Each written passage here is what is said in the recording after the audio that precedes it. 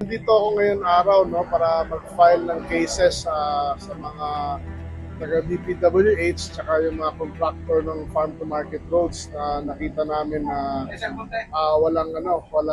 nawawala no kaya ghost farm FMRs. Total of 8 cases ang final today. Uh, Maybe 7 more coming and most halos yung 8 na to ay sa puro Davao Occidental for the moment. Opo, second, ilan po yung mga current officials o former DPWH officials? Anim yung pinailan. I'm not sure if they're current or former, no? Pero anim sila. Tapos I think about 8 contractors. Opo. Kasama po ba dun yung DICEM na nabanggit niyo before na contractor? Hindi na ako sigurado nung guys, ano kasama? That will be confidential. Okay. So, Sige ano po, mga particular magkano- na position dito mga DPWH officials na Yes. kinasuhan po natin, hindi reklamo po natin po? Ano mga particular na position po dito? Official Sa mga district engineer, yung project engineers, finance, okay, mga yun. Quality assurance. Opo, tapos magkano po yung involved? Ang total is about 94 million pesos. No? Kasi each FMR maliliit lang. Most of these were 2021 FMR projects. Ang amount na nakita ko, naalala ko, mga 11 million per project. Plus, 11 million plus. 11 yung nakita kong amount nung at that time kasi 2021 to eh. Pero sa ngayon, so the amount involved is 10 to 15 but the most absolute, marami doon 11 plus. Sir, So, Secretary usually, How do you describe this project? Anong itsura itong mga subject projects dito sa Pinuntahan ko mismo yung mga yan earlier or late last year. At wala talaga. Zero. Wala kang makita. no structure? No structure? Project closing Meron siyang daanan, panlakaran na dirt, no? Na mukhang dinadaanan lang ng pao, tricycle, pero talagang walang semento, walang bakal, wala lahat. Sir, why is it now po tayo nakapag-file ng complaints rather than last year? Well, case build-up takes time, ano?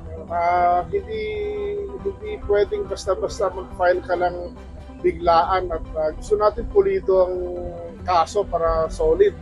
At alam niyo naman, sa mga kaso, they can get good lawyers. So we have to really prepare the case, no? So ngayon nandito tayo after 7 buwan. I can say na medyo maganda yung solid ang lahat ng ebidensya, solid lahat ng solid ang kaso. wala ho pang involved na lawmakers dito sa mga FMR projects na to, Sec.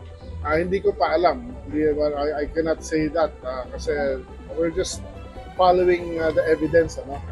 Kung meron sa kanilang magsalita, baka gusto maging witness, no? At kung meron other beneficial benefactor yan, baka lumabas, diba? May sinasabi niyo pong 7 na kakasuhan ko. Saan pong areas yun? Outside Davao Occidental na po? Yung itong 8 ngayon sa Davao Occidental, yung 7 na susunod, Davao Occidental pa rin. Oo. Pero meron na rin kaming kinikase built up sa Ginobatan, Albay. Pinuntahan ko rin yun few months ago. Wala rin, hindi rin namin makita yung project. You know? Do we have a timeline po for the 7 and the 1? Well, kung if this took about 7 months, siguro baka ganun din. May 3 months na, so maybe another 4 months. Pero yung 7, mukhang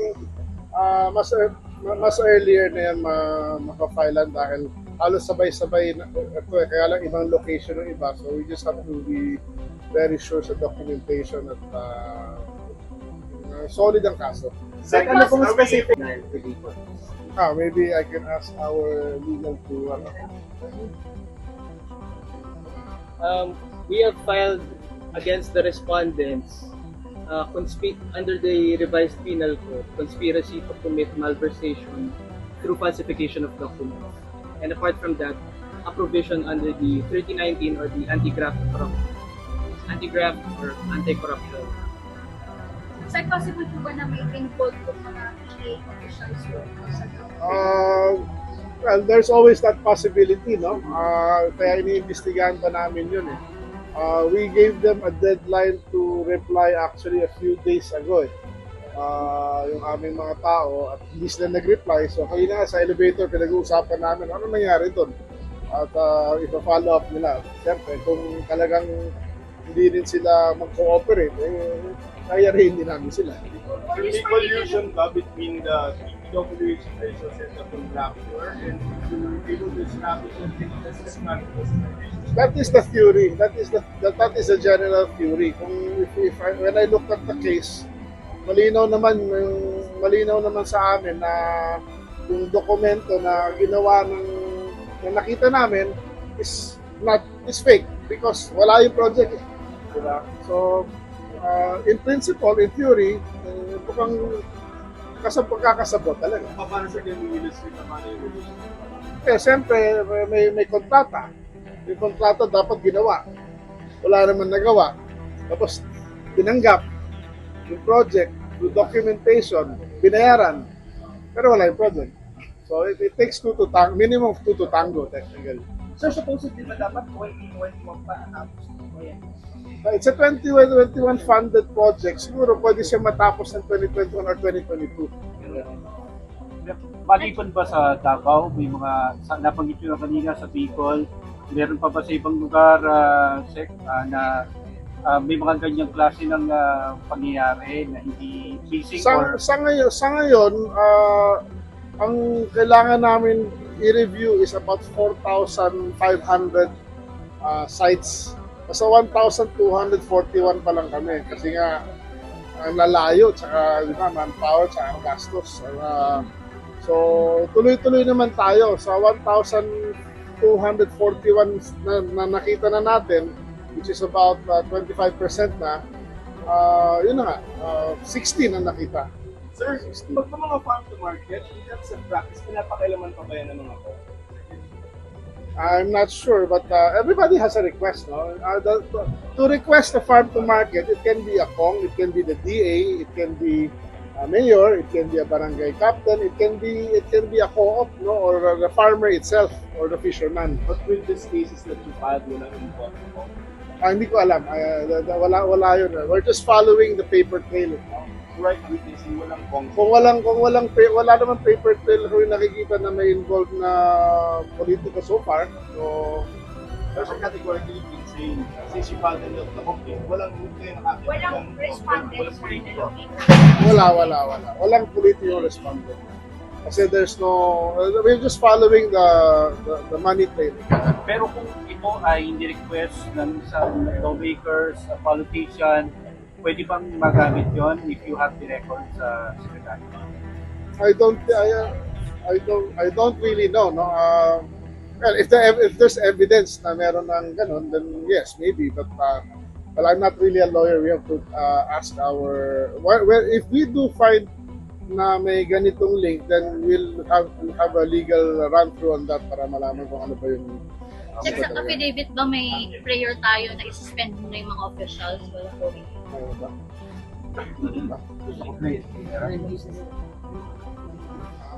Okay. Well, sabi sa akin ng aking legal is currently some of them nakakulong.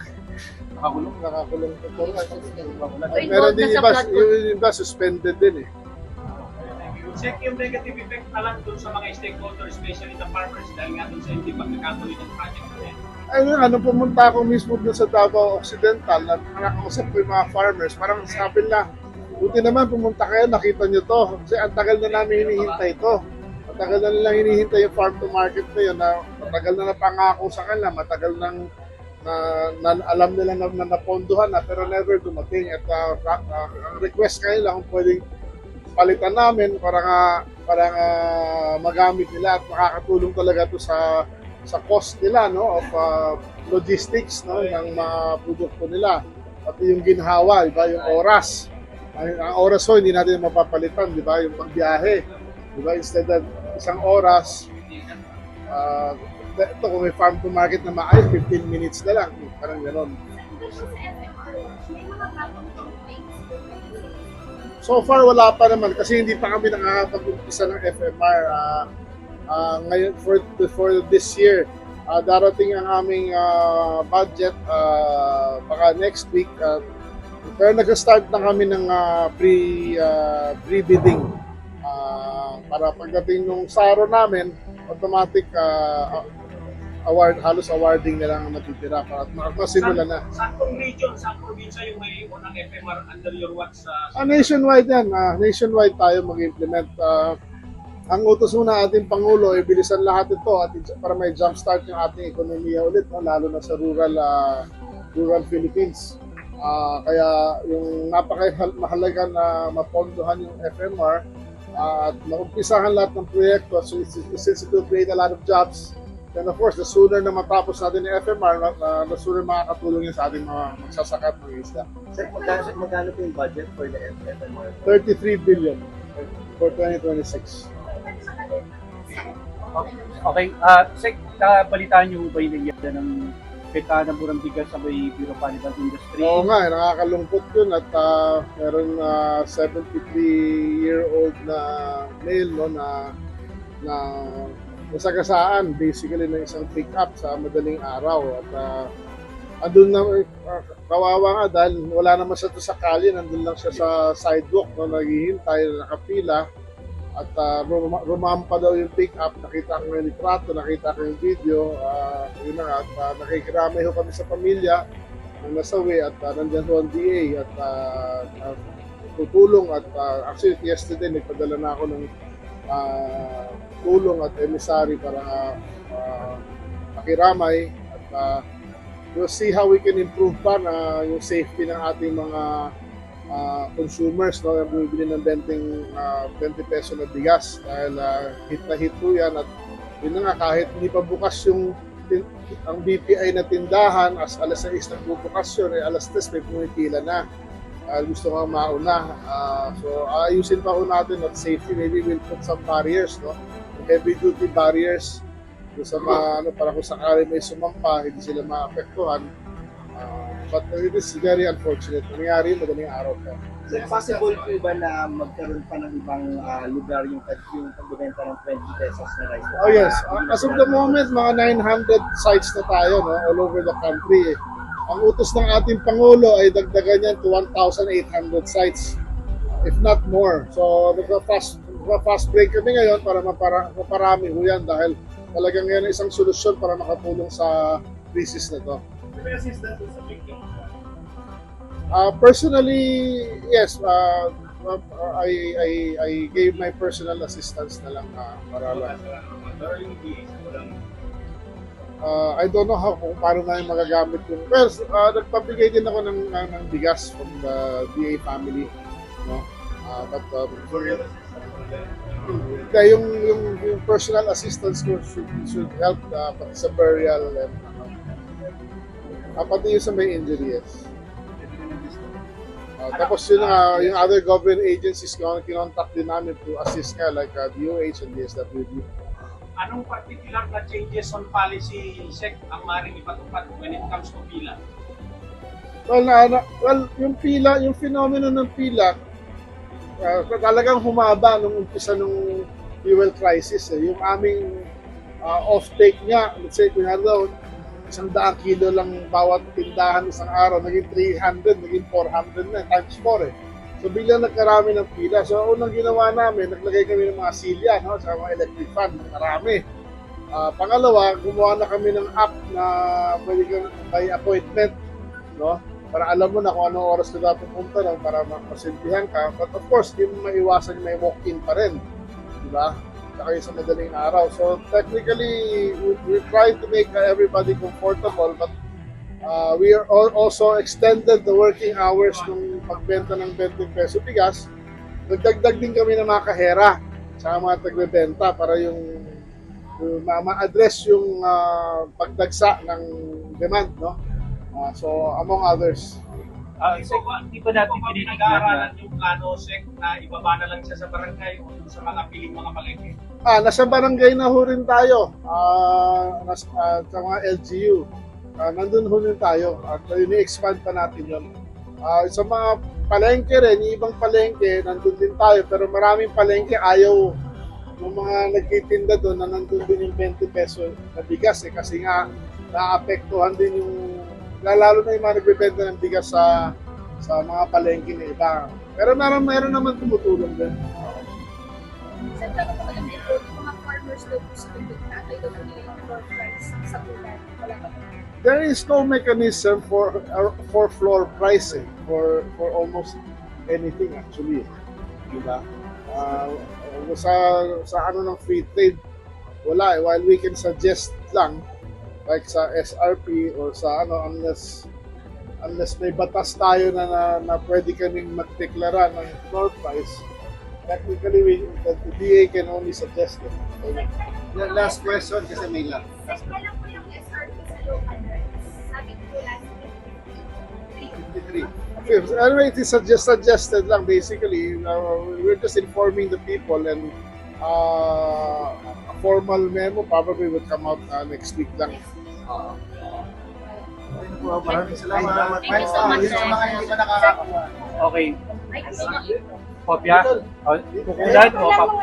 O, pwedeng mahingi. Mahingi kopya. Check. Sarap.